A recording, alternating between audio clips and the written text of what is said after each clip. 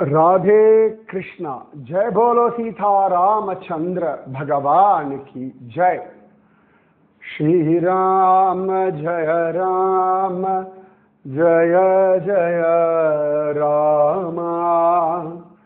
श्री राम जय राम जय जय राम। जय बोलो सीता रामचंद्र भगवान की जय। जय बोलो राष्ट्र गुरु समर्थ रामदास स्वामी की जय। जय बोलो स्वराज्य सिंहासनाधिपति छत्रपति शिवाजी महाराज राजे की जय। जय हिंद, भारत माता की जय। மகோன்னதமான சமர்த்த ராமதாசருடைய விசேஷமான வைபவம், குரு மகாத்மியம். ஒரு விதத்தில் சமர்த்த ராமதாசருடைய சரித்திரம் குருவினுடைய பல்வேறு விதமான டைமென்ஷன்ஸ், அந்த பரிமாணங்களை காட்டி கொடுக்கிறது.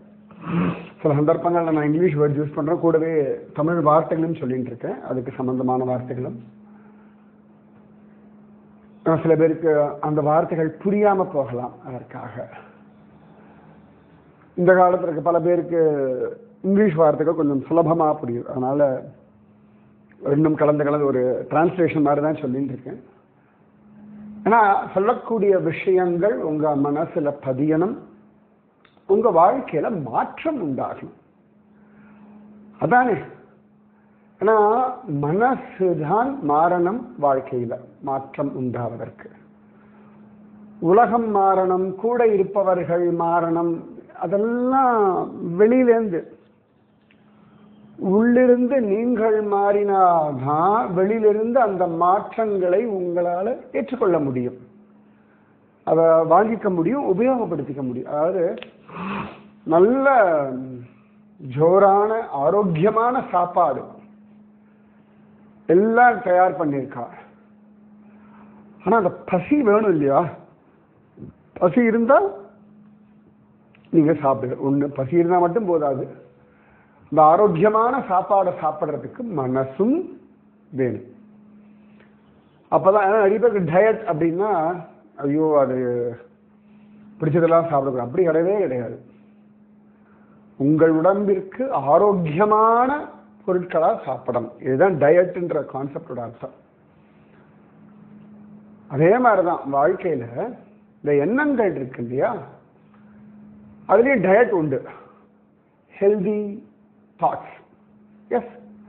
இப்படி healthy food, healthy body, healthy life அப்படின்றமோ, அந்த மாதிரி healthy thoughts, healthy mind, healthy life. Simple.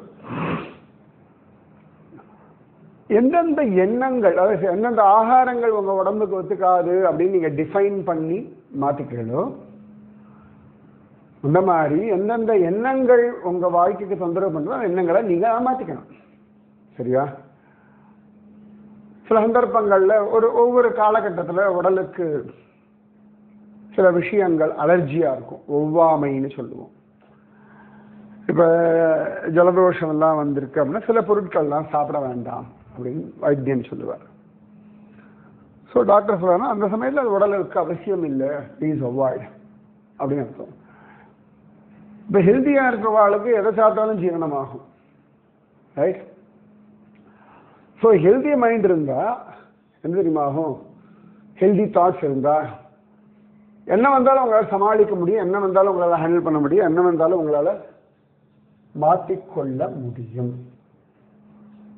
So healthy thoughts ரொம்ப அவசியம். ஆரோக்கியமான எண்ணங்கள்.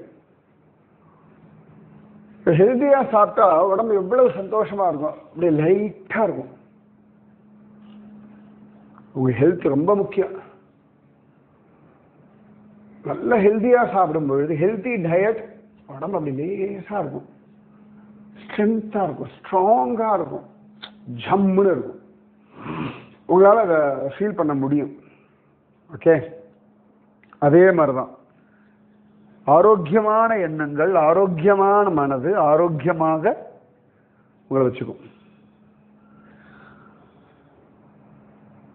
குரு என்ன பண்றாரு அப்படின்னா உங்களுடைய எண்ணங்களை ஆரோக்கியமாக்கிறதுக்கான எல்லா விதமான முயற்சிகளையும் செய்கிறார்.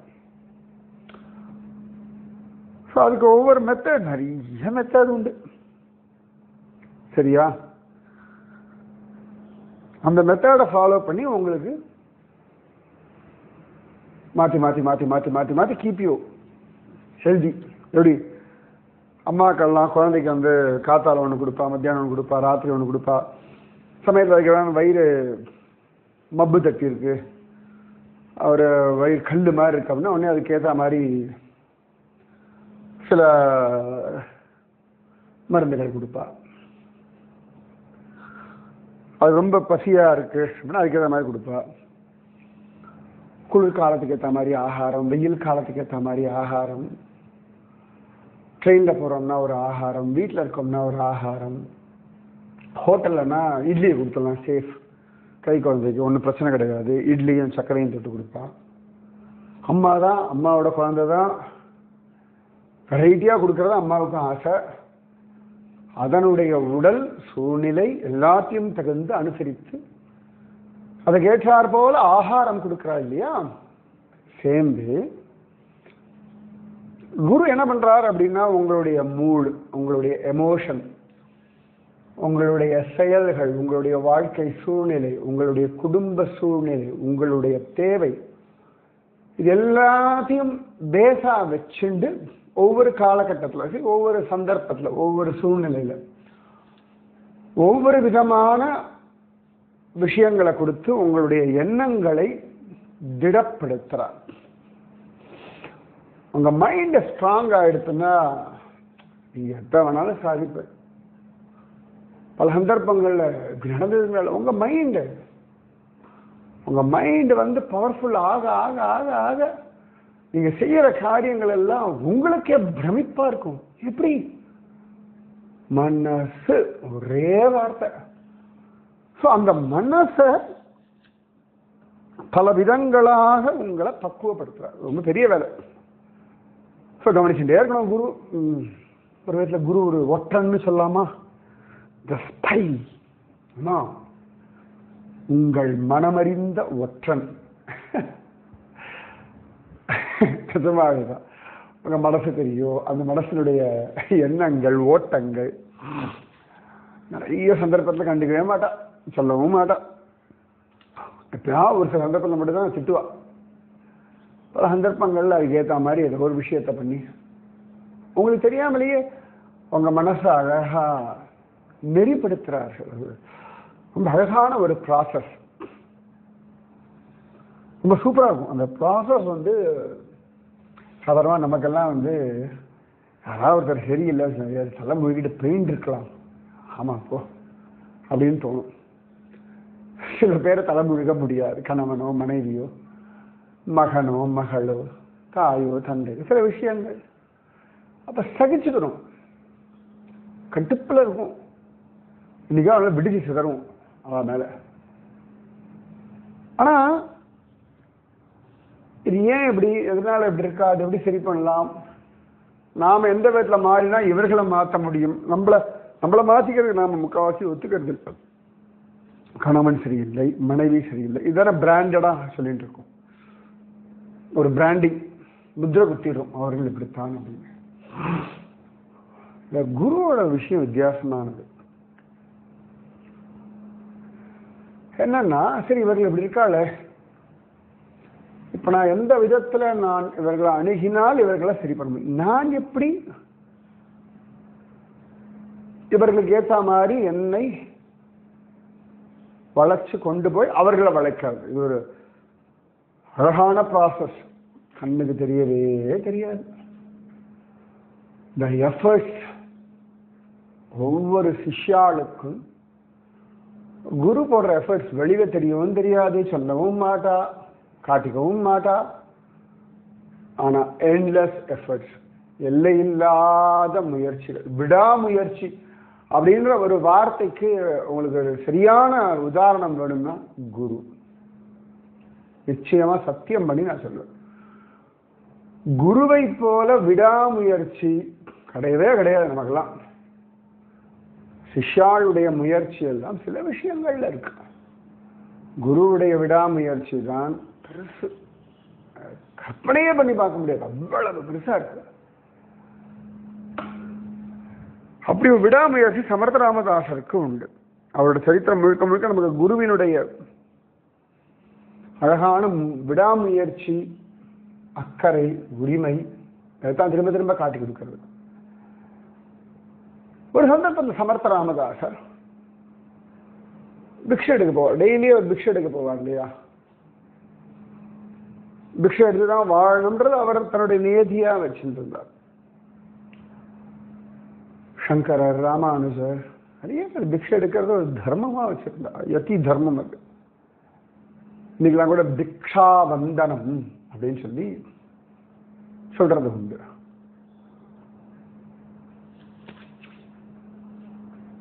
இப்பெல்லாம் நம்ம ஆசிரமங்கள்ல போய் ஆச்சாரியாளுக்கு பிக்ஷாவந்தனம் செய்வது அப்படின்னு வழக்கத்தை வச்சுட்டு இருக்கோம். சமர்த்த ராமதாசர் ஒரு 5 வீடுகளுக்கு போவார். முக்கியமா ஸ்திரீகள் கையில இருந்தா வாங்கணும். மதுக்கரின்னு சொல்லுவா. வீட்டில் இருக்கக்கூடிய பெண்களுடைய கைகள்ல இருந்து அன்னம் வாங்கிக்கணும். வாசல்ல தான் நிற்பா, வீட்டுக்குள்ளதான் வரமாட்டான். பிக்ஷை போடுவா, வாங்கிட்டு போவா. எப்பயுமே போனா ஜெய ஜெய ரகுவீர சமர்த்த, அவர் ஒரே ஒரு தான் சொல்லுவார். அந்த மாதிரி ஒரு நாள் ஒரு வீட்டுக்கு போறார். போயாச்சு, வாசல்ல போய் நிக்கிறார். ஜெய ஜெய ரகுவீர சமர்த்த அப்படின்னு சொல்லி சொல்ற. உள்ள ஒரு ஸ்திரீ கோபமா வெளில வந்தா. ஒரு குடும்ப பெண், குடும்ப தலைவி. கையில இந்த சாணி சுருணை சொல்லுவோம் தெரியுமா? அதெல்லாம் சாணி சுருணை கிடையாது, வீட்டுல துடைக்கிற துணி இருக்கும் இல்லையா கீழெல்லாம். அதான் காஃபி சிந்தினா டேபிள்லாம் சாப்பிட்டுட்டு துடைப்போம், மேடை துடைக்கிறது, சாணி சுருணைன்னு சொல்லுவோம். அப்புறம் சுருணை துணின்னு நாங்கெல்லாம் எங்கள் வீட்டில். இந்த காலத்து பசங்க புரியும்னா வைப்பிங் கிளாத் அப்படி சொல்லணுமா, கிளீனிங் கிளாத் அப்படிதான் சொல்லணுமா இருக்கும். புடு துணின்னு சில பேர் இந்த உபயோகப்படுத்துறது. அது கொண்டு நேர வீசி அடிச்சா சமர்த்த ராமதாசர் மேல. சமர்த்த ராமதாசர் பார்த்தார். நிஜமா யாராலும் திடுக்குன்னு இல்லை, திடுக்குன்னு எடுத்து உடனே சிரிச்சார். ஸ்ரீராம ஜெயராம ஜெய ஜெய ராம, ஸ்ரீராம ஜெயராம ஜெய ஜெய ராம, ஸ்ரீராம ஜெயராம ஜெய ஜெய ராம, ஸ்ரீராம ஜெயராம ஜெய ஜெய ராம அப்படின்னு கிளம்பி போயிட்டார் சிரிச்சுட்டு. ஒன்னும் சொல்லல.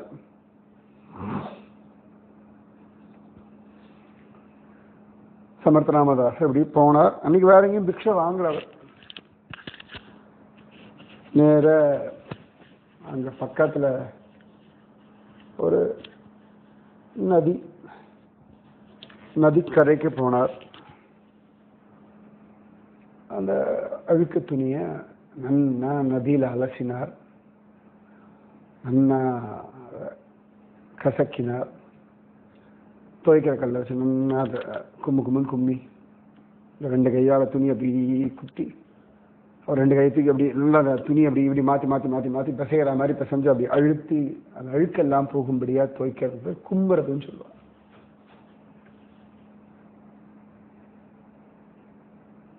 நாங்கெல்லாம் சின்ன வயசு, நான் பெருசாலாம் துணியெல்லாம் துவைச்சதில்லை, எப்பெல்லாம் துவைச்சிருக்கோமோ அப்போ சொல்கிறேன். அது ஜாலியாக இருக்கும். அந்த துவைக்கிற கல்ல துணி அடிக்கிறது சுகம், ஒரு ஜாலி. அது ஒரு விளையாட்டு. அது முக்கியமாக பக்கெட்டில் தண்ணியில் முக்கிட்டு அப்படி சுற்றுவோம், அப்படி சைன தண்ணி சுற்றுவோம். அது யாராவது இருக்கான்னு அவன் மேலே படுறதுக்காகவே தண்ணியில் முக்கி வேகமாக அடிப்பேன். சில சமயங்களில் இந்த டீனேஜ்லாம் வந்தாச்சு, உடம்புல திமிரு வந்துடும்ல, அப்போ இதெல்லாம் தோணும். அப்போல்லாம் முக்கால்வாசி இந்த போர்வை இந்த மாதிரி கொஞ்சம் ஹெவி எல்லாம் எங்களை தான் வந்து அடராடே அடிங்கடா பசங்களா அப்படின்பா. அப்படி அப்படி சுற்றி அப்படி அடிப்போம். அந்த தண்ணியை அப்படி சுற்றுற சுகம் அப்படி ஜாலி எல்லாம் வச்சுக்கோங்களேன். வயசு எல்லாத்தையும் என்ஜாய் பண்ணல. அதே மற்றவன் எங்க மேலே அடிச்சா கோவங்கிறோம், நாங்கள் அடிப்போம். அது அப்படிதான் ஏஜ் அப்படி. ஸோ அப்படிலாம் துவைச்சு அப்புறம் அப்படி கையில் அப்படி கும்முவோம். வாஷிங் மிஷினில் துவைக்கிற வாழ்க்கை தெரிய வாய்ப்புகள் இல்லை. இருந்தாலும் குழந்தைங்க தெரிஞ்சுக்கிட்டோம். நான் சொல்கிறேன், என்னன்னா அதை கும்மி திருப்பி திருப்பி அலசி ரொம்ப நாள் அழுக்கு துணி நல்லா துவைச்சு துவைச்சு துவைச்சு துவைச்சு துவைச்சு துவைச்சு காய வைக்கிறார். அப்புறம் துணியை பத்திரமா கையில் எடுத்துட்டு அப்படியே போகிறார். அப்புறமா அடுத்த நாள் வர திருப்பி நல்லா துணியை துவைக்கிறார். இப்படியே ஒரு 2-3 நாள் நல்லா துவைச்சு துவைச்சு துவைச்சு துவைச்சு நல்லா புழிவார். இல்லை இவர் பலசாலியாச்சு. புழிஞ்சு புழிஞ்சு புழிஞ்சு புழிஞ்சு அந்த துணியோட அழுக்கெல்லாம் போச்சு. நல்ல வெள்ளை வெள்ளைன்னு ஆகலை, ஆனால் அழுக்கெல்லாம் போய் அந்த பழைய துணியினுடைய அந்த வெளுப்பு இருக்கும் இல்லையா, ஒரு மக்கின வெளுப்பு அந்த வந்துடுச்சு. அதுக்கப்புறம் சமர்த்தனாமதாஸ் இவர் புழியிற அங்கங்கே கிழிய ஆரம்பிச்சாச்சு இந்த துணி. அவன் கிழிஞ்சதெல்லாம் கிழிச்சு நல்லா தானா ஒவ்வொன்றா கிழிச்சு அது இழையா எடுத்து அப்புறம் அதை அப்படி திரியா பண்ணி, சின்ன துணி தானே, எத்தனை திரி வந்து எல்லா திரியும் எடுத்தார். இந்த கடையிலே ஏதோ ஒரு சின்ன சன்னதி கோவில் மாதிரி, இந்த கிராம தேவத்தை கோவில் தான் இருக்கும்ல, இந்த மாதிரி அவருக்கு தான் எல்லா இடத்துலையும் ராமன் உண்டு. அதுக்கப்புறமா அந்த கோவிலில் அங்கங்கே அந்த பழைய அகல் விளக்கெல்லாம் அதெல்லாம் எடுத்து சுத்தம் பண்ணி அதெல்லாம் இந்த திரியை போட்டு அப்புறம் யார்கிட்டயோ எண்ணெயை பிக்ஷை வாங்கி இந்த விளக்குல எல்லாம் விட்டு ஜோராக கோவிலில் ஒரு 10-15 விளக்கு ஏற்றி வச்சு அப்படி பலன்னு சொல்லிக்கிறது அந்த கோவில். அந்த காலத்தெல்லாம் எலக்ட்ரிசிட்டி லேம்ப் எல்லாம் கிடையாது இல்லையா. ஸோ எப்பவுமே இருட்டாக இருக்கிற அந்த இடத்துல சாயங்காலத்தை பார்த்தா பளிச்சுன்னு கோவில். இவர் அந்த கோவில் எல்லாம் பெருக்கி எல்லாம் பண்ணி நிறைய பேர் வர ஆரம்பிச்சா கோவில் வளர்க்கணும். எல்லாருக்கும் ஒரு சந்தோஷம். வந்தார்கள், அழகாக தொழுதார்கள். அவாவா விளக்கெல்லாம் ஏற்றின்னு இருக்கா. இது ஒரு 4-5 நாள் ஆகிறது. இந்த அழுக்கு துணியை வீசி எறிஞ்ச அந்த பெண்ணுக்கு மனசுல ஒரு துக்கம் வந்துடுது. இருந்தாலும் நாம அந்த சாது மேல இது வீசி எறிஞ்சிருக்க கூடாது, இது தவறு அப்படின்னு சொல்லி